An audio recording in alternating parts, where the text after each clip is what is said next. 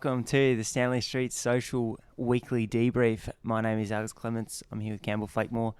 Thanks again to MAP for all their support. Their new product range comes out tomorrow, I believe, so make sure you check that out. Which we love. Which will be elite, I'm sure. You just come off a cruise ship, Albie. Why? Got the white linen shorts on. Yeah, you got to dress up. It's an important day. It's a big Wednesday event now. We did a full debrief of Strada Bianchi, so if you want to check that out, it's on the podcast, online, on our socials. We did a few little videos, starting to experiment with a bit of video, which is good.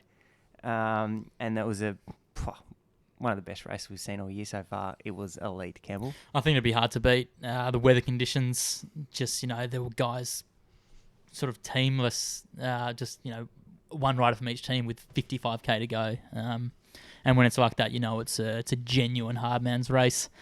And like you said, it was one of the best races of the short season, but I think it will be hard to beat come the end of the season. I think people will still be talking about Strada for sure. Yeah. On Sunday, we saw GP Industria, it's an Italian race. They head into a circuit and do 2 laps of a climb before a pretty standard Italian finishing circuit with laps and then a downhill to the finish.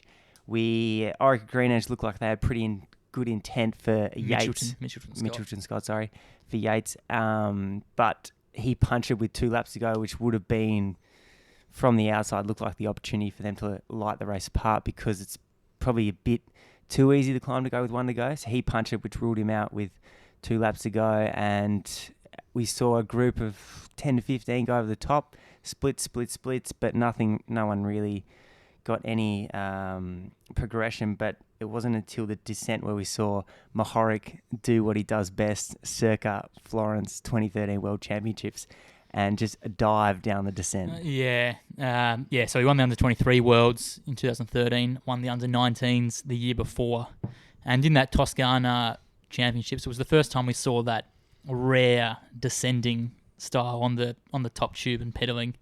And like you said, he literally just rode away from the others on that downhill. And if there was one skill you could have as a rider, I reckon it would be you want to be able to descend like a madman. And if you haven't seen the clip, check it out online. It's pretty wild. It's on YouTube. We'll put a link in the notes. It's hectic viewing, watching him go down that dealer. It just hanging. It was kind of wet. Like there was a few wet patches, and he's just hooking this downhill. It was that horrible in between of it's not wet, but it kind of is. You'd almost rather it be wet than that. Rather it be wet.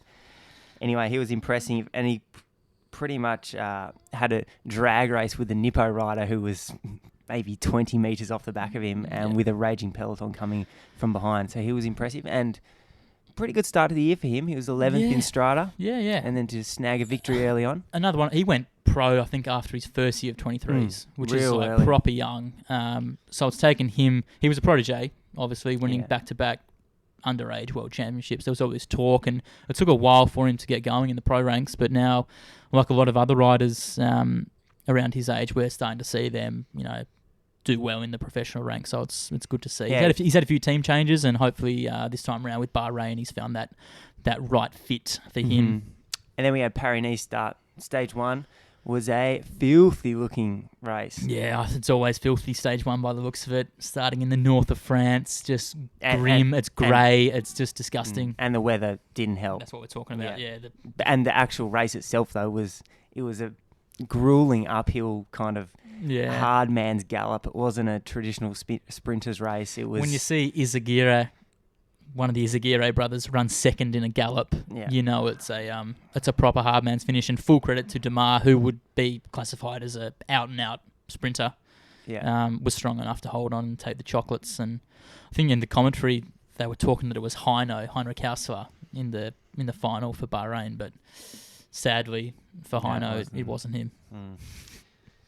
Stage 2, we saw Groenewegen continue his hot form coming off a Brussels Kern victory a couple of weeks ago. He was, again, just strong. Like it looked like he hit out from a while. He hits out from a long way and just hangs on. I mean, Viviani was on his wheel and just didn't even try and come round. He was literally just